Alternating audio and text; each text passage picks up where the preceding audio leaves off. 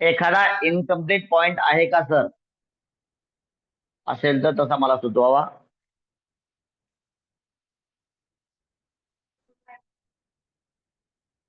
Otherwise मी सुचवण्याचा प्रयत्न करतो. बरं, हळूहळू मला असं म्हणायचंय, हे ट्रेनिंग एक खूप सुंदर, या ट्रेनिंगच्या माध्यमातून सगळ्यांना सुंदर व्यासपीठ उपलब्ध होतंय.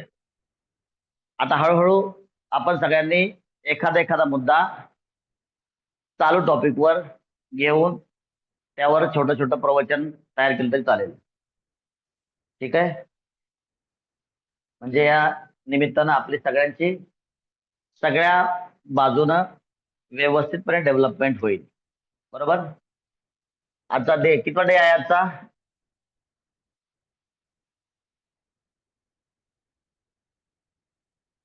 10th डे का?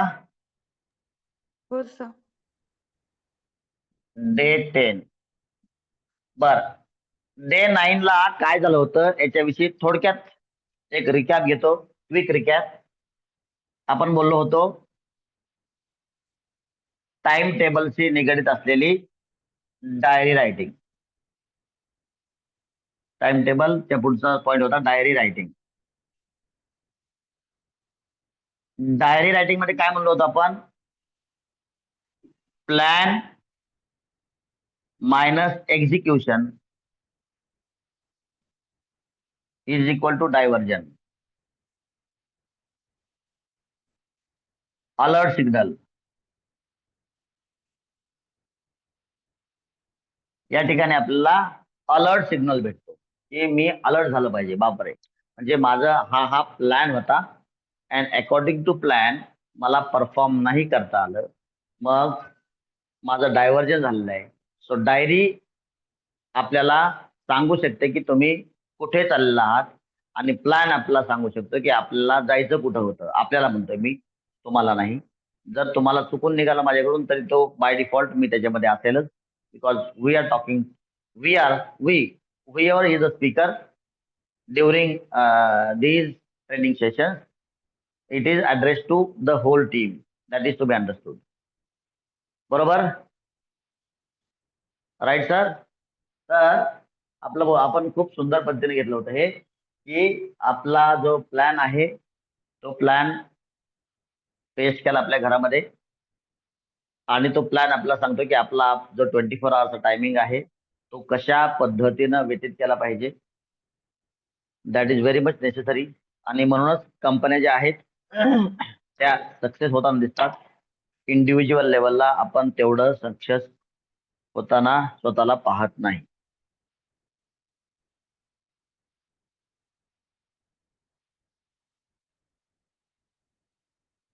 All right.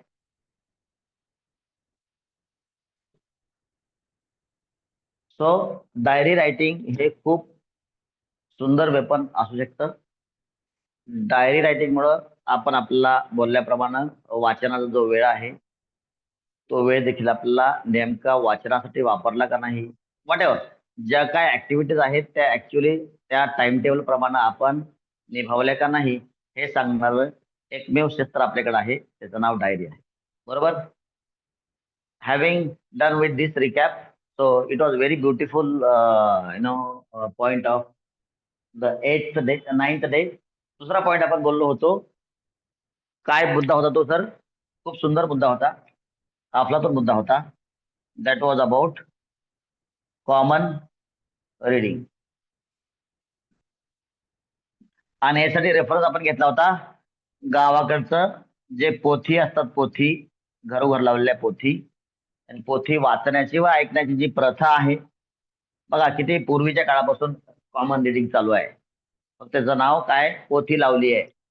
आता आपण त्यालाच काय नाव देतोय, कॉमन रिडिंग आहे ना, त्याचं इंग्लिशीकरण करतोय आपण. M I right? सो हा एक मुद्दा खूप सुंदर होता.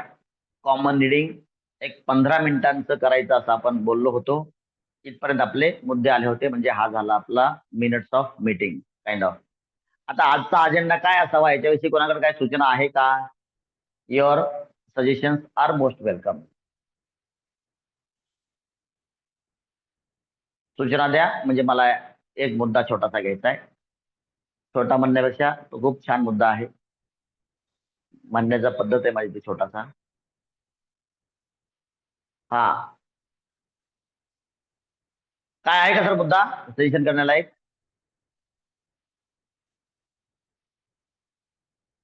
Is there any point to be suggested which we should take for the discussion today?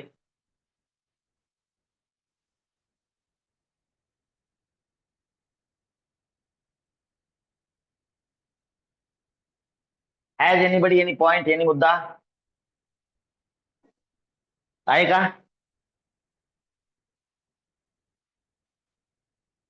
आहे का?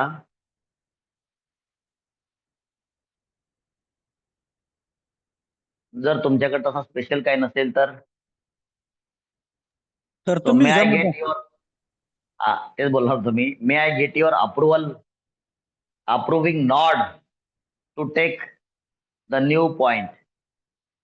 तुमचं मला अप्रुव्हल मिळू शकतं का नवीन मुद्दा घेण्यासाठी? तर गायकवाड सरांनी ऑलरेडी परमिशन केलेलं आहे तुमच्या सर्वांच्या वतीनं. Yes sir. सगळ्यांना पुन्हा धन्यवाद. आणि हळूहळू you get prepared to put some of your thoughts through your reading. मुद्दा एक आहे माझ्याकडे छानसा आहे असं मला वाटतं तुम्हाला आवडेल. सो मी मुद्दा सांगू इच्छितो इथं.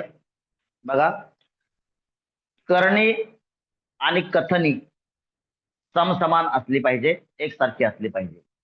करणी और कथनी में फर्क होता है तो त्याचं मग व्हॅल्युएशन कमी होतं. आपण म्हणतो की कोणताही मुद्दा शिकवताना स्कूलमध्ये आपण गडबड केली नाही पाहिजे. मग ट्रेनिंग मध्ये कम्प्लिशनची गडबड कशाला पाहिजे? आपले खूप सुंदर मुद्दे 2-3 हाताला लागले आपल्या. टाइम टेबल, त्याच्यानंतर तुमचा डायरी रायटिंग, आणि त्याच्यानंतर याच्यामधून आणखीन एक उत्पन्न झालेलं आहे कॉमन रीडिंग. हा, अर्थात हे सगळे टाइम टेबलचेच पार्ट्स आहेत. All right. आता याच्यामधून अच्छा मुद्दा मला म्हणायचं आहे की कोणत्याही गोष्टीवर एक एक विचार असेल, एक टॉपिक असेल, त्याच्यावर प्रॉपर मंथन झालं पाहिजे. आणि मंथन होऊन जोपर्यंत त्याच्यामधून नवनीत निघत नाही, लोणी निघत नाही, तोपर्यंत आपण पुढे जाणं, दुसरं दही बदलणं, त्याला मंथायला घेणं, त्याचं मंथन करायला घेणं, that is not suitable. Because आपण बोलतो की लोणी निघेपर्यंत मंथन करायचं आणि आपण मात्र चाललंय एकानंतर एक एकानंतर एक भर भर भर भर भर. काय गरज आहे? कशाला पाहिजे? So let us complete each and everything in a proper manner, जेणेकरून त्याचं प्रॉपर इम्प्लिमेंटेशन होईल. त्याचं आपला ब्रेन स्टॉर्मिंग प्रत्येक गोष्टीचं प्रॉपर झालं पाहिजे. बरोबर? त्याला ब्रेन हॅमरिंग पण म्हणू शकतो आपण. त्या गोष्टीचं हॅमरिंग झालं पाहिजे आणि त्यांना पुन्हा पुन्हा परत परत परत परत त्याच्यावर आपण प्रॉपर विचार केला पाहिजे वेगवेगळ्या पॉईंटच्या माध्यमातून. पॉईंट हे फक्त माध्यम आहे. तर यासाठी पॉईंट आहे, एक सुंदर पॉईंट तयार झाला, तो म्हणजे युटिलायझेशन ऑफ नॅशनल रिसोर्सेस.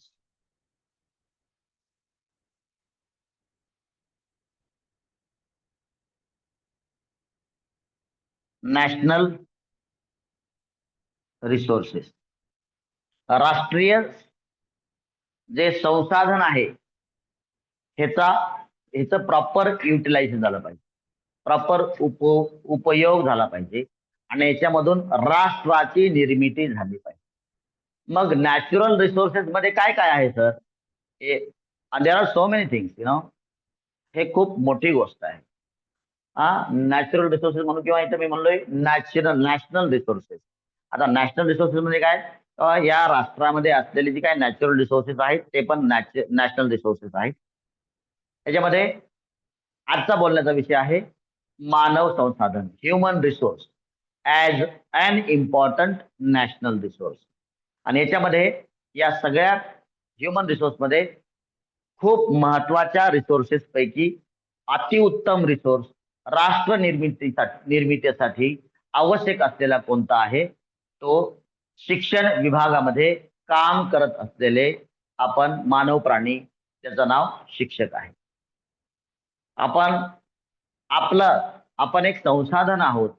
राष्ट्राच्या निर्मितीसाठी लागणारं एक संसाधन आहोत. उत्पादन काय उत्पादन देतो आपण? तर सेवेचं उत्पादन करतो. सेवा ही राष्ट्र घडवत असते. मग या पॉइंटच्या निमित्तानं मला एक सांगायचंय की आपण म्हणतो का कसा झाला काल आजचा दिवस, काय केलं? अच्छा, परवाचा पॉइंट मुद्दाम आता योजून ठेवतोय. परवाचा मुद्दा आपला असण्याची शक्यता आहे. याच्या अंतर्गतच आठवला म्हणून मुद्दाम आठवण करून म्हणजे काय त्याला मार्क करून ठेवू, आपण इयर मार्क करून ठेवू. तो आहे न्यूट्रिशनल फूड. न्यूट्रिशनल फूड याच्यानंतर का आहे? कारण आपण एक रिसोर्स आहोत. आपलं स्वतःचं डेव्हलपमेंट झालं पाहिजे आणि आपण त्या पद्धतीनं सेवेचं उत्पादन केलं पाहिजे, जी सेवा राष्ट्राला घडवू शकते, राष्ट्र निर्माण करू शकते. मुद्दाम सांगतोय, प्लीज याला अदरवाईज घेऊ नका. हे कोणत्याही प्रकारचं भाषण करण्याचं व्यासपीठ नाही, हे चर्चेचं व्यासपीठ आहे. मात्र तुम्ही मला मौका देताय म्हणून मी काही गोष्टी आपल्या डोक्यात सगळ्यांच्या टाकण्याचा प्रयत्न करतोय आणि याच्या माध्यमातून पुढच्या स्टेपला आपण गेलं पाहिजे की हळूहळू प्रत्येकानं आपापला मुद्दा मांडला पाहिजे किंवा याच्याशी निगडीत प्रत्येकाला बोलता आलं पाहिजे.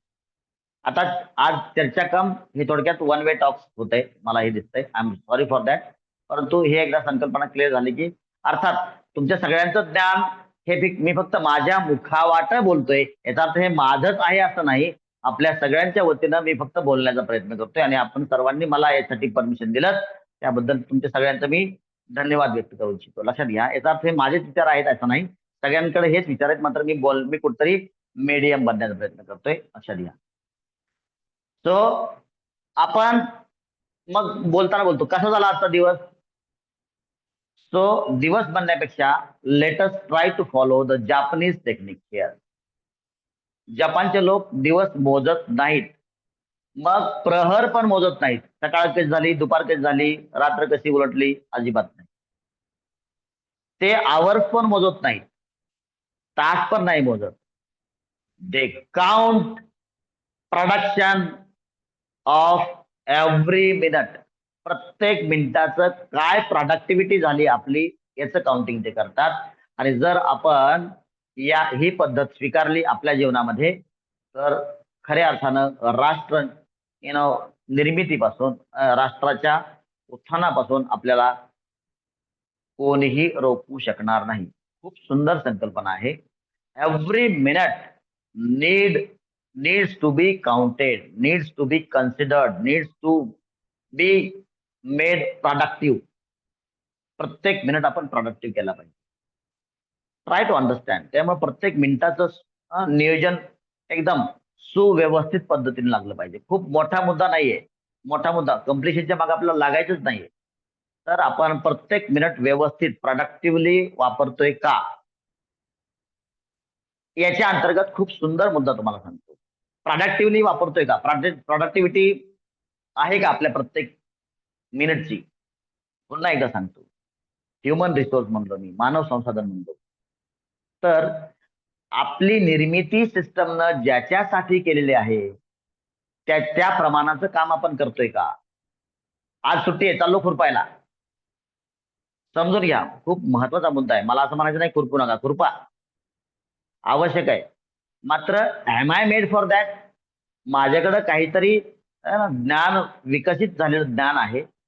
मग त्या ठिकाणी जो लेबर फोर्स त्या ठिकाणी पाहिजे ते काम करेल ना. काही लोकांना आवड असते, खुरपा काहीच अडचण नाही, but that is loss of the nation. खूप खूप मोठ्या अर्थाने घ्या. It's a philosophical content today.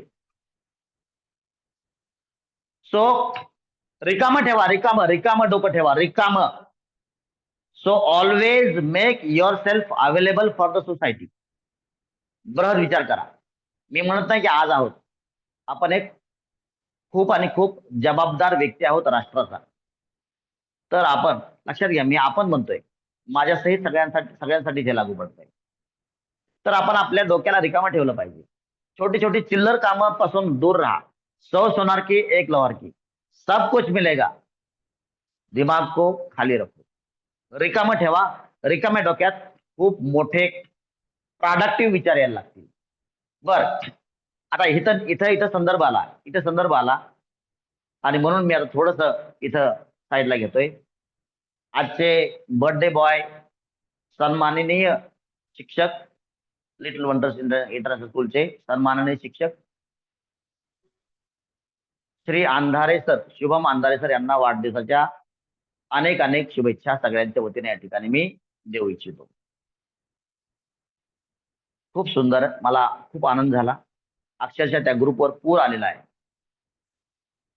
काय सांगताय हे सांगा. इथं मेसेज आहे आपल्या सगळ्यांना.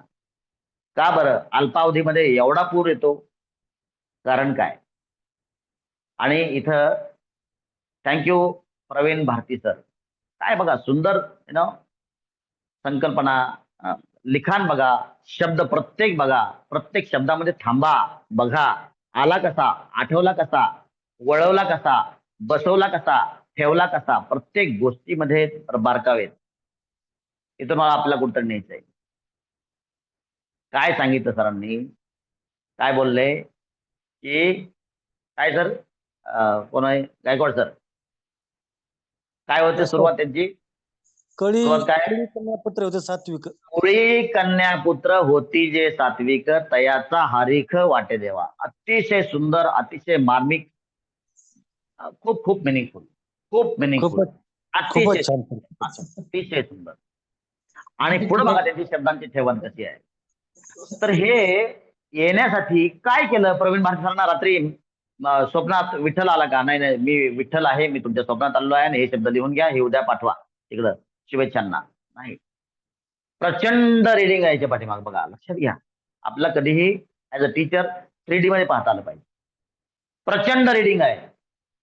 आणि तुम्ही त्यांचं काम बघाल, त्यांनी खूप शेतीमध्ये काम केलं, खूप अगदी खाली बसून काम केलं नेहमी, चटईवर कधीच बसले नाही ते. मला माहिती आहे, I have seen him growing. खूप सुंदर पद्धतीने.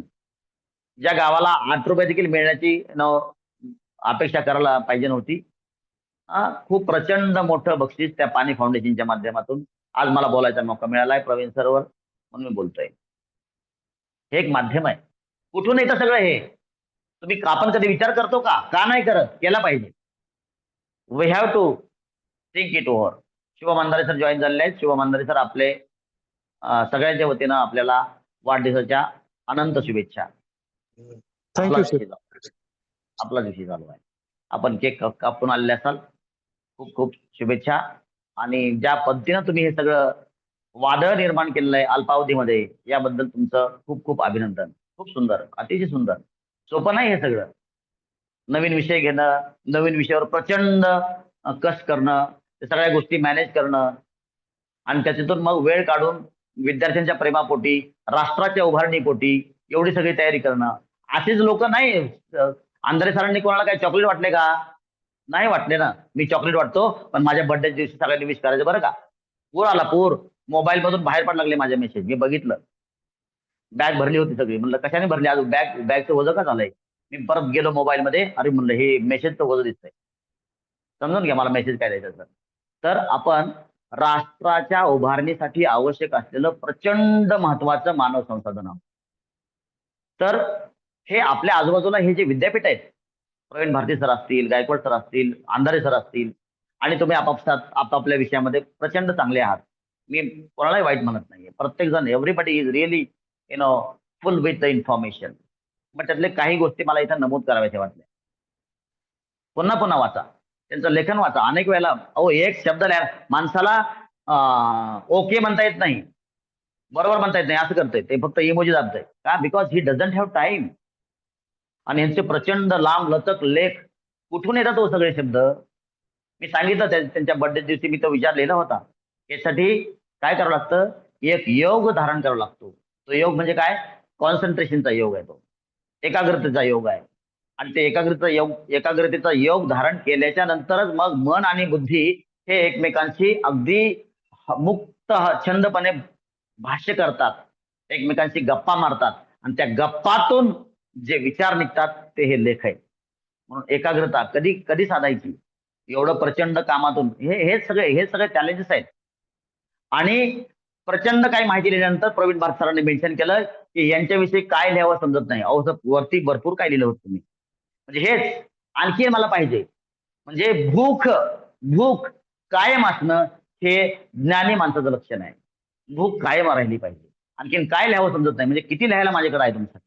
अतिशय सुंदर मायनस समर्पक मार्मिक माझ्याकडे विरोधावली नाही आहेत माझ्याकडे विशेषण कमी पडतील खूप सुंदर आणि बघा लिहिलं ज्यांच्यासाठी लिहिलं तेही ग्रेट ज्यांनी लिहिलं तेही ग्रेट आणि ज्यांनी वाचलं तेही ग्रेट कारण का त्यांना ते समजतंय so everybody is great over here तात्पर्य मला म्हणायचं असं आहे की हे जे संसाधन आहे जे दोनच उपयोग करायचा रिकामं ठेवा हे रिकामं ठेवा एंगेज ठेवू नका खुरपायला नका जाऊ मी क्लिअर सांगतो याच्यावर या व्यासपीठावर नका जाऊ काही गरज नाही मी मुद्दाम तुम्हाला टाइम वाढतोय मात्र खूप सुंदर मुद्दा निघालाय मुद्दाम तुम्हाला सांगतो एअरफोर्स मध्ये होतो तेव्हा आमची कधी कधी महिन्यातून एखादी ड्युटी लागायची ते परवा ऍक्सिडेंट झाला बघा त्याचाच एक पार्ट आहे तो की नीलगाई तिकडे काय काय ठिकाणी असतात नीलगाई माहिती तुम्हाला तर नीलगाई वगैरे सारखी जनावर असतात ते रनवेवर येऊ नये म्हणून आम्हाला तिकडे उभा करायची तो अर्थात ते महिन्यातून एकाच वेळेला ड्युटी लागायची एकदाच महिन्यातून एकदाच लागायची मग ते 15-20 मिनिटाची का ड्युटी असते ना मला ते विमानाखाली उभारून असं वाटायचं काय राष्ट्राचं नियोजन आहे राव आपल्यासारख्या सुशिक्षित माणसाला इकडे गाय हाकायचं समजून घ्या असा विचार करत असायचो मी तात्पर्य समजून घ्या मला काय म्हणायचंय तो असा विचार करायचा तर तुम्ही समजून घ्या शिक्षक एवढं प्रचंड प्रगल्भ वाचन एवढा सगळा चांगल्या गोष्टींचा व्यासंग असलेला एक व्यक्ती नका ना खुरपायला जाऊ रिकामा ठेवा याला अवेलेबल ठेवा कारण तुमच्यासारख्या लोकांची समाजाला गरज आहे समाजाला तुम्ही अवेलेबल नाही होत आहे याचा समाजात तो लॉस आहे it is loss to the country समजून घ्या हे फिलॉसॉफी समजायला उशीर लागेल मात्र समजून घ्या हळूहळू का होईना तुमची गरज नाही तिकडं तुम्ही रिकामे राहा सौ सोनार की एक लोअर की तुम्ही म्हणाल मग मी तर 500 रुपयाचा लेबर किंवा लेबरच मिळत नाही नुकसान होऊ द्या मात्र तुम्हाला एक जो बेनिफिट होणार आहे ना तो कमीत कमी 5 लाखाचा समजून घ्या मी जर मॉनिटरी व्हॅल्यू मध्ये बोलतोय सौ सोनार की एक लोअर रिकामं ठेवा एखादे विषय असा आहे तो तुमच्या समोर तो 5 लाख तुम्हाला देऊन जातो मला तुम्ही अवेलेबल राहिलं पाहिजे जर तुम्ही समाजाला अवेलेबल आहेत समाजामध्ये व्यवहार पण होतात ना जर तुम्ही समाजासाठी अवेलेबल आहात तर तुमच्या मार्फत व्यवहार नाही होणार का समजून घ्या जे व्यवहार होण्यासाठीच आपल्याला मोकळं ठेवायचं असं नाही रिकामं ठेवा रिकामं माइंड हे जास्त प्रोडक्टिव्ह राहील तात्पर्य रिकामं म्हणजेच काय हे चिल्लर कामापासून स्वतःला मुक्त करा आणि रिकामं म्हणजे काय इथं तुम्ही प्रचंड ना वाचन वाढवा प्रचंड तुमच्या शब्दामध्ये एका शब्दामध्ये समोरच्यानं 100 शब्द बोलला तुमच्या एका शब्दानं काम केलं पाहिजे मग बघा तुमचं मार्केटमधलं डिमांड काय आणि मग बघा प्रोडक्टिव्हिटी तुम्ही मॉनिटरी लेवलला जरी म्हणलं या पद्धतीने जर वापरलं आपण आपल्याला स्वतःला एक संसाधन म्हणून राष्ट्रीय उत्पादनक्षम असणारं संसाधन म्हणून वापरलं तर नक्कीच ते जास्त प्रोडक्टिव्ह होईल मात्र खुरपणे मी फक्त उदाहरण मानतोय छोटी कामं नसताना मी भगवद्गीतेला क्रॉस करतोय असं होईल कामं छोटी नसतात मात्र ज्याच्यासाठी तुम्ही नाही बनलेला आहात ते सध्या तरी टाळा म्हणतोय मी एकदम बंद करा नाही सो मला असं म्हणायचं स्वतःला जास्त प्रोडक्टिव्ह बनवा रिकामा स्पेस ठेवा स्पेस आणि रिडिंग जेवढं पाहिजे तेवढं करा 2च मुद्दे आजचे टेकावे आहेत एक प्रचंड रिडिंग असलं पाहिजे प्रचंड रिडिंग चांगलं बरं प्रचंड म्हणजे काय भर नाही उपयोग काय एखादं बुक घ्या ते 3, 4, 5 वेळेस रीड करा 5 वेळेस वेगवेगळ्या प्रकारचं अमृत त्या ठिकाणी निघतं 50 वेळेस वाचा म्हणून ज्ञानेश्वरीचं प्रमाण किती लोकांनी दिलं किती महाराजांनी दिलं की जेवढ्या वेळेला वाचाल तेवढ्या वेळेला ते दुसऱ्या प्रकारचं अमृत देत आहे किती सुंदर आहे तर माझ्या मते हा मुद्दा याच्यामुळं विचारात घेतला गेला पाहिजे कॉमन रिडिंग 15 मिनिटाचा याच्यावर लवकरात लवकर विचार करा आणि मी खरं सांगतो आता स्वतःला थोडंसं किचकट वाटण्याची शक्यता आहे मात्र हे आपला उद्धार कुळीचा उद्धार केल्याशिवाय राहणार नाही तोच शब्द मी पुन्हा घेतो इकडं कुळी कन्या पुत्र ती जे सात्विक ती सात्विकता आपल्या अंगी असली पाहिजे तयाचा हारिक वाटे दे आणि त्याचा हारिक देवाला देखील त्याला देव देखील त्याला थोडक्यात त्याला काय म्हणू आपण त्याला थोडक्यात मराठीमध्ये मत्सर द्वेष देवाला देखील मत्सर करायला लागेल अशा प्रकारचं वर्तन आता अर्थात हे मत्सर हा पॉझिटिव्ह वर्ड वापरतो मी या ठिकाणी तर या गोष्टी विचारात घ्या आणि स्वतःला एक खूप जबाबदार संसाधन म्हणून वापरा पुढे आणा देशाला खूप गरज आहे वाट लागली वाट बघा तुम्ही अधिकारी लोक काय करतायत तर मास्तरने योग्य पद्धतीने योग्य वेळेला त्या विद्यार्थ्याचे कान नाही ओढले ना उद्याचा अधिकारी बर्बाद होतो बर्बाद राष्ट्र बर्बादीला जातं हे समजून घ्या जबाबदारी किती मोठी आहे खूप मोठी जबाबदारी आहे उद्या याच्यातले अनेक लोक वेगवेगळ्या ठिकाणी चांगल्या ठिकाणी कामाला जाणार आहेत उद्याचा देश घडवतोय आपण, देश निर्माण करतोय आपण. मग चिल्लर कामापासून स्वतःला थोडं परावृत्त करा, हे देशाची गरज आहे. आणि त्याशिवाय तुमच्यामध्ये राष्ट्र निर्मितीक्षम विचार नाही निघणार. So be busy in shaping the country. कंट्रीला शेप करण्याचं आपण काम करतोय. आपण कुंभार आहोत या देशाचा. देशाला घडवायचंय, इथली यांची मन घडवायचे. कुठलाही ते लाकडाचं ते काय ठोकणं न वापरता शब्दांचं ठोकणं तयार करायचं आपल्याला. आणि ह्या मुलांना, या विद्यार्थ्यांना ठोकून काढायचंय. डिसिप्लिन. मग आपल्या अंगी अगोदर डिसिप्लिन असली पाहिजे. आज माझं ऑब्झर्वेशन आहे, एवढं बोलतो आणि आजचा मुद्दा आम्ही कव्हर करण्याचा प्रयत्न करतोय. कुठल्याही एकाही ऑटोवाल्याला इथं पुण्यामध्ये युनिफॉर्म नाही. का युनिफॉर्म नाही? युनिफॉर्म घातला म्हणजे काय झालं? अरे that is part of discipline. रिक्षावाला फक्त माध्यम घेतो मी या ठिकाणी. ट्रॅफिकचं काही आज मुद्दाम हे हा शब्द हे विचार माझ्या डोक्यात का आले? हा शब्द पुढं का आला? कारण मी बघितलं एक ठिकाणी प्रचंड सिरियस ऍक्सिडेंट झाला आणि स्पॉट गेला तो मुलगा. काय बघितलं होतं त्यानं? काय काय काय बघितलं दुनियामध्ये? काहीच नाही. एंगेज मध्ये गेला. काय वाटलं असेल पालकांना? किती खर्च होतो एक मुलाला जन्म द्यायला? प्रचंड. म्हणजे मॅन आवर्स पण लागतात आणि प्रचंड म्हणजे सगळ्या अनेक गोष्टी. किती कुटुंबातील लोक किती बिझी असतात त्या एका अपत्याला जगवण्यासाठी, ग्रो करण्यासाठी. प्रचंड राष्ट्राची ताकद त्या ठिकाणी खर्च झालेली असते. आणि गेलं ना संसाधन प्रोडक्शन न करता. का? हे मिसमॅनेजमेंट ऑफ द कंट्री आहे. आणि उद्या हे जे अधिकारी घडणार आहेत ते आपल्या हातून जे जातील त्यांना स्वप्नात देखील चुकीचं काम करण्याचा प्रयत्न केला पाहिजे. मात्र याच्यासाठी आपण डिसिप्लिन राहणं आवश्यक आहे. बरोबर आहे का?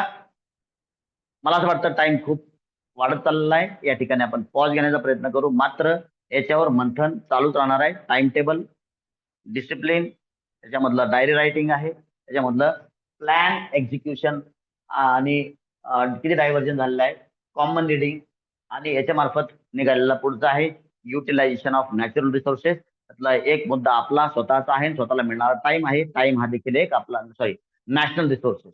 टाइम हा देखील खूप मोठा रिसोर्स आहे. प्रत्येक मिनिट आपण काउंट केला पाहिजे. आणि हे सगळं रेकॉर्डिंग अवेलेबल आहे. त्याच्यावर पुन्हा आणखीन काय मुद्दे निघत असतील तर तुमच्याकडून वेलकम आहेत. आणि प्रत्येकानं या पद्धतीनं कधी ना कधी तुमचा दिवस ठरवा की या ठिकाणी मला मुद्दे मांडायचेत, माझे विचार मला बोलायचेत.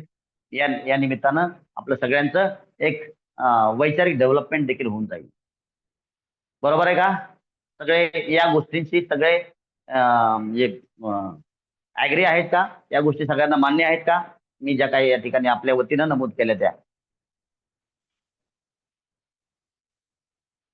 Yes sir, come on, respond. Sir okay. बर, या निमित्तानं थँक्यू सो मच. या निमित्तानं मला परवाचं एक अटेंडन्स आणि आजचं एक अटेंडन्स मार्क करून ठेवा. किंवा ज्यांना जे माहिती की जे लोक आले होते परवा 14चे आपला अटेंडन्स 13 लोक होते आणि आज मला 11 लोक दिसत आहेत या ठिकाणी. ठीक आहे. काय काय डबल असतील तर त्याप्रमाणे त्यांची तुम्ही अटेंडन्स ग्रुपवर टाका. I am maintaining attendance register over here because हा जो वेळ आहे हा आपण राष्ट्रासाठी समर्पित करतोय. बरोबर. पुन्हा एकदा सगळ्यांच्या वतीनं आंधारे सरांना वाढदिवसाच्या खूप खूप शुभेच्छा. द बर्थडे बॉय खूप कमी अवधीमध्ये खूप मोठ्या कष्टानं उभारलेलं त्यांचं साम्राज्य आहे. आपण त्याला सलाम केला पाहिजे. सगळ्यांच्या वतीनं मी सलाम करतो.